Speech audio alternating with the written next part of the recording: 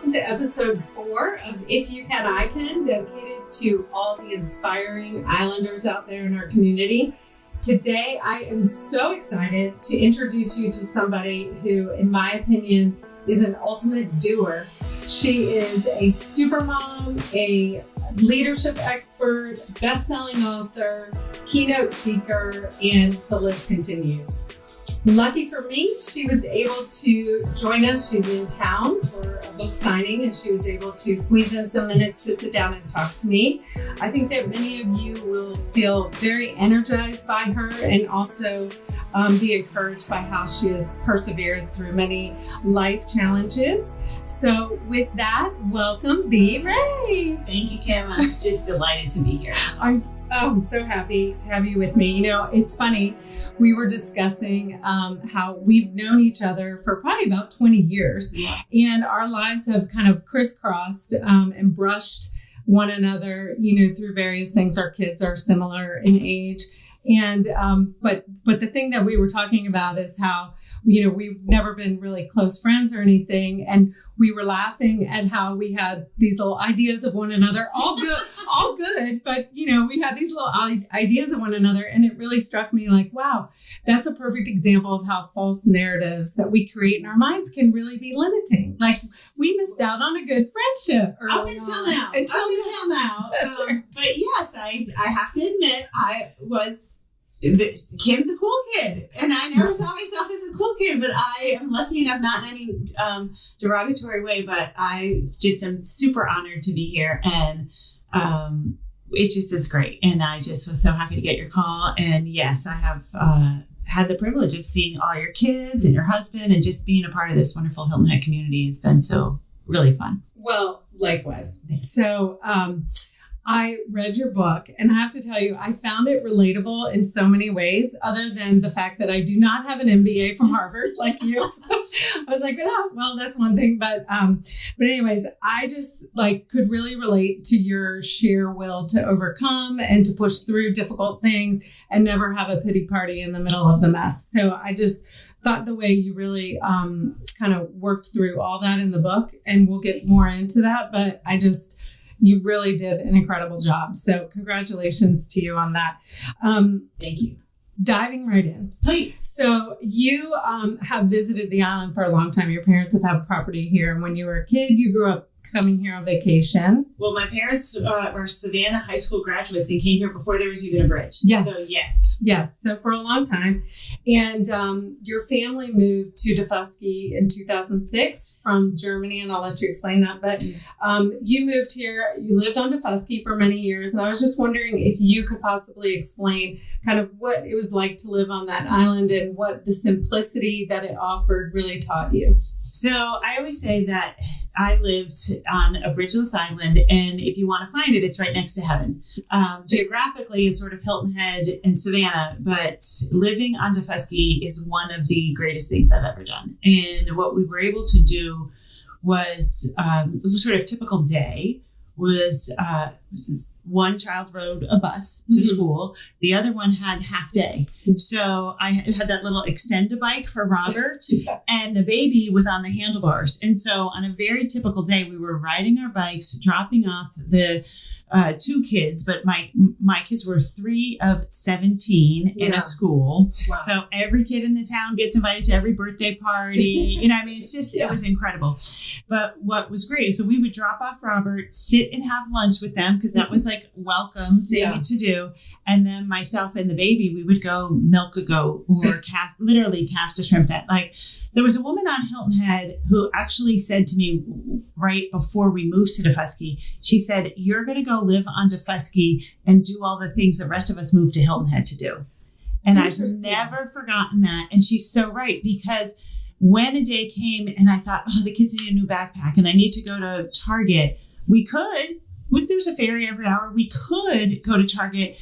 But then the weighing it out of seeing the sunset or hanging out with the dolphin or walking along the beach, it just wasn't worth it because the bar to get to Target was higher. Right. And in one sense, Hilton Head has everything Defusky's ever thought of having. Yeah. But if you're not careful, it also has everything that some city in Nebraska has. And you might choose to spend your time doing those sort of more suburban activities Right. and forget to do the world-class nature community kinds of It's things. true. It almost, because when you get busy with life, you just go about and you have to actually make time to do those things and enjoy what, all the beautiful things, I think, in a lot of ways that the island has to offer. So, so the name of the book that I brushed on earlier, it's right here. It is What an MBA Taught Me, but my kids made me learn. I don't know if you can see that in the camera there, but, which I love the title. Thank you. I love it. I love it. Thank you. So one of the things that stands out to me in the book is your never-ending positivity and really your ability to pivot. That just I feel like that narrative goes on and on and on and on. But it seems like one of a story that you tell about a tennis game, I remember, but you discovered that your desire to overcome any situation just kind of always outweighed, kind of a negative outcome. And so I'm assuming that, developing that grit and awareness of it early on really got you through many tremendous life challenges that many people would be overwhelmed by or, become undone by, which you did not. So I was wondering if you could perhaps share some of your story as you became a single mom and the things that you had to overcome. Sure. I'm happy to share that. And I also want to touch on a couple things that you just started with. Was, what overcomes? I heard recently, it's okay to have fear as long as your courage outweighs your fear. And I think that is a good way to approach it. It was actually a woman on Hilton Head that said to me, this was when we were just visiting Hilton Head, but I was on my way to go spend my junior year in England. And she said to me, I don't understand how you have enough self-confidence to go live in England. I can't go to the Bilo by myself. And I thought, well, your motivation to go to the Bilo isn't that exciting, but my motivation to go spend my junior year abroad outweighs whatever. It never crossed my mind. I couldn't afford to have self-confidence. Can I do X? Can I do Y? Because then we would all tell ourselves, no, we can't do this. Mm-hmm. But you just want to do something. You see this wonderful thing, whether it's raising a child, moving to a great island, whatever it is, you want to go do that. You got to start closing. Another person on Hilton Head said to me, Bea, you just don't see obstacles. And I thought, you're right. Yeah, so which is a gift. It is really a gift. And in the tennis match you were talking about, I was down 6-0, 5-0. And of course, I think if I had told myself I can win, I probably wouldn't have. Mm-hmm. I was just too ashamed to go home because my mom was bad. We spent $10 investing in the tennis tournament. So I just wanted it to last a minute longer. Yeah. Just 1 minute longer. Before I knew it, I was in this, I won the second set, and the third set, and I actually won the match. Yeah. But I think so often we tell ourselves the finish line looks like, but we are not convinced we can do the finish line instead of taking the next step. And so that is something that I've just been blessed. Call me blind, naive. I don't know, but I'm just going to do this one little thing right here. But so my situation is I did have a failed marriage. It was very devastating. I remember a particular moment, and I call it my Cindy Lou Who moment, right? Because Cindy Lou Who in The Grinch Who Stole Christmas catches Santa Claus, and he's taking the chimney tree or the tree and sending it back up the chimney. And she says, Santa, what are you doing? Well, my Cindy Lou Who looked like Savannah Lee Ray. She was probably, I think, 14-ish years old. And this was the year we had our dream house, like hand-painted tiles in 3 rooms, the kids' fingerprints or the backsplash of the kitchen. Like, we were never, ever going to leave this house. We had to pay the mortgage in 8 months. Yeah. So if someone was thinking we're going to leave this house, they like the mortgage payment, Kim. That's the way it rolls. So we live in Hilton Head, and Hilton Head's an incredibly desirable place. So I was able, this was actually, we're living in Defusky, and I am a house swap addict. So I had many times where people had to come to our home. So I knew this is desirable. People will want to come. So I was able to rent out our home week by week by week. And each week was worth a whole mortgage payment. So we moved out for the summer, And the boys still remember it as this like amazing adventurous summer. Yeah. It was Uncle Bill's pool, someone else's lake house, all over. But Cindy Lou Who, aka Savannah Lee Ray, sees me. We were staying in a dilapidated building. The refrigerator didn't work. I had scooped out ice into a pail and put the milk in it and stuck it in the refrigerator, the non-working refrigerator. The dryer didn't work. So I was hanging up clothes on a line. Anyway, she walks in and she says, "This isn't vacation, is it, Mom?"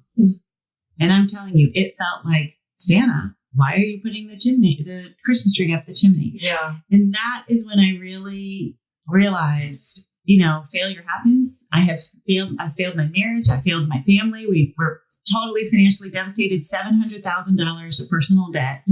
And it was a bad day. It was a really bad day. It took us about 3 years to climb out of that. I worked 3 full-time jobs for all of those 3 years. Speakerphone, mute, got up at 4 times the email, and now we're at it. How did you manage, first of all, you're a single mom, you have a full-time career times 2, right? You're trying to climb out of debt, and still stay positive. Like, what did you do? Because you're trying to lead your kids, you're trying to, and it's physically, mentally, emotionally, all those, it's exhausting, all of those things.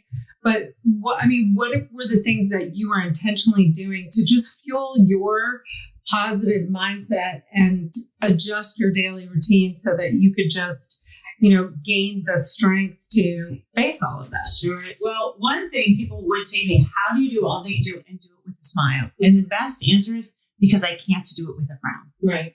And what I realized is all of us have challenges. All of us have something that we could be frustrated about. Someone cheated us out of something. Something went wrong. All of us have that.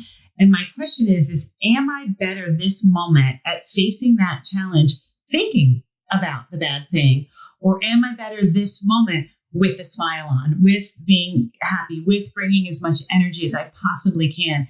And nobody knows that. Sorry, dads, but nobody knows that like a mom. It's true. Nobody knows that like a mom, because we have had to see our kid scrape, fall, and we know that we've got to come up. The most important thing we do in the morning is welcome them with a smile into the day. Right. And so if that was true for me to give to my kids, I used to wake up at 5 o'clock every morning and literally cry till 7.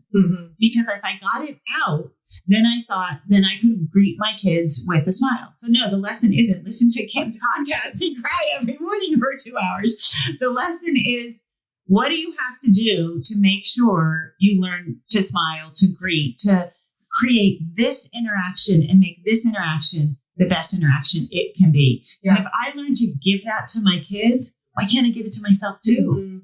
And so that's really what happened, is I started to say, I want this meeting, this phone call, this conference call to go well. Right. I can't show up mopey. Right.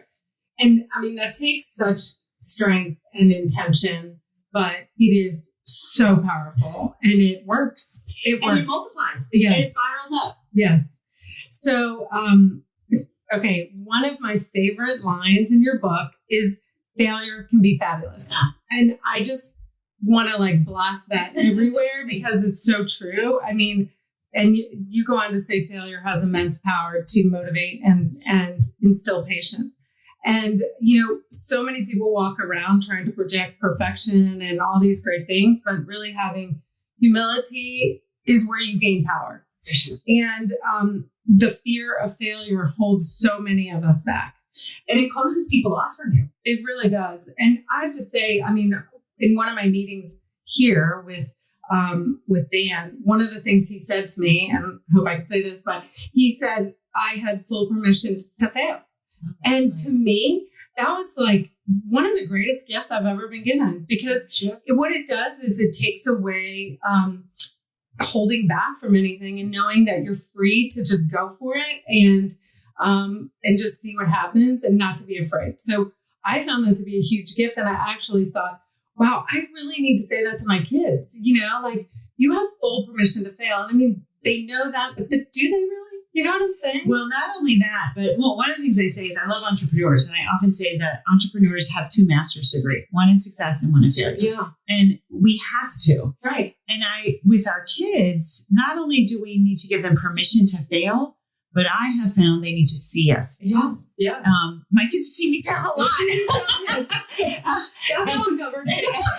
But it is really powerful. Yeah. And I think the best thing I've ever done as a parent is to apologize to my kids. Yes. Because So that important. shows that I recognize that I failed as a parent. So they see me fail in business, they see me fail in all sorts of things, but seeing me fail regarding them and care enough to address it, I think has opened up a lot of reflection and learning. Absolutely. Yeah. So another thing you said in your book is that in order to have excellent mental posture, that we need to focus on 3 things. And it was service, margin, and gratitude.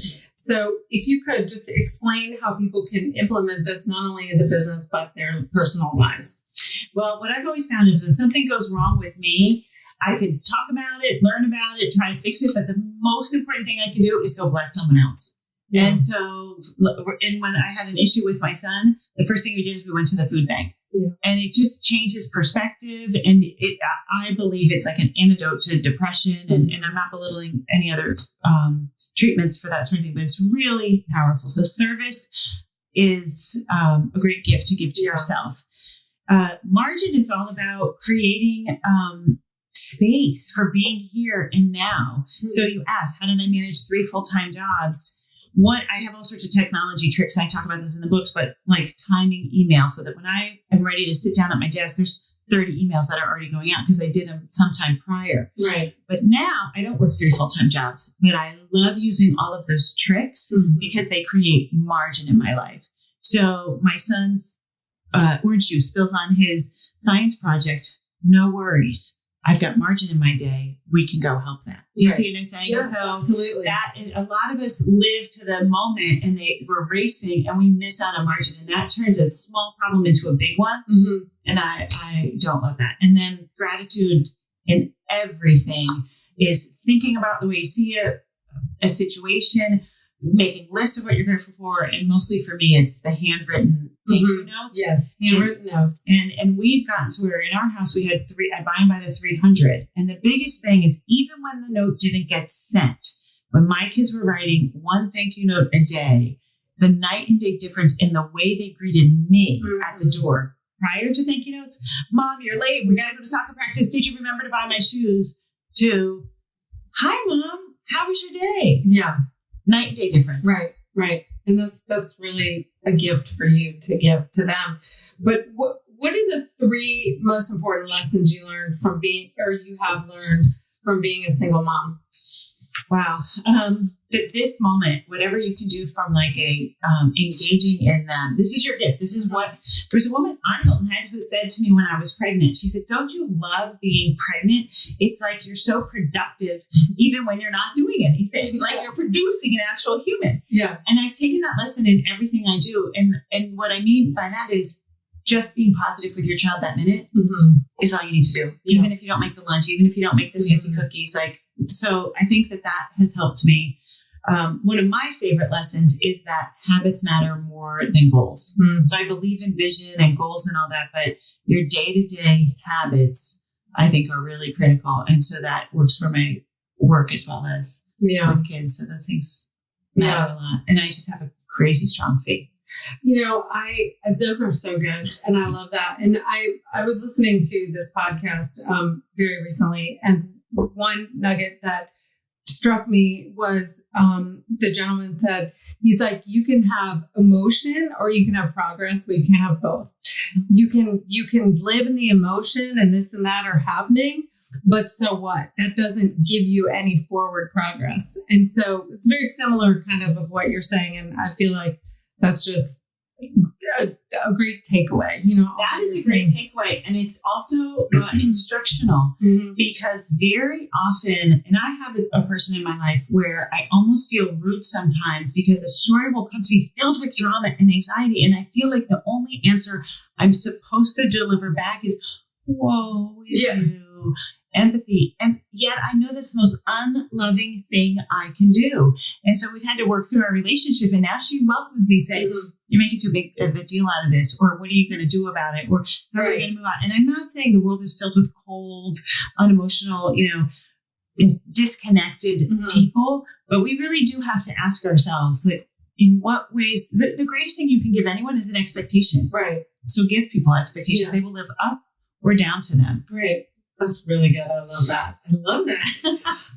Okay. One of the last questions here. This is always my last question. So what advice would you give to someone whose life was going about seamlessly and then life just took a quick left turn? Well, you're going to get through it. Yeah. You are going to be okay. And the rest of your entire life, it did not just change. Your entire life was preparing you for this. That's really good. I'm sure of it. Good. So tell me really quick, where can people find you online? My name is Bea Wray. So that's the website, beawray.com. But look that up on Twitter and Instagram and Facebook. The book, you can also put the name into Amazon or Barnes & Noble. And it's What an MBA Taught Me, but my kids made me learn. And mostly, if you are listening to Kim's podcast, I want to hear from you. And I have a special little gift to send to you if you just ping me and say, I love the book. I got the book. I want to, and then just let me know and I'll send you a special gift if you say that you heard about me through Kim. That's wonderful. Oh my gosh. Thank you so much for joining me today. And I thank you all for listening again. If you would like to nominate a guest, please text or call me at 843-368-1300 and follow this podcast on Apple Podcasts, Spotify, wherever you get your podcasts, and also on any of the Perdome team Facebook, Instagram, or YouTube channels. Thank you so much. Go out and win your day. And remember, if you can, I can.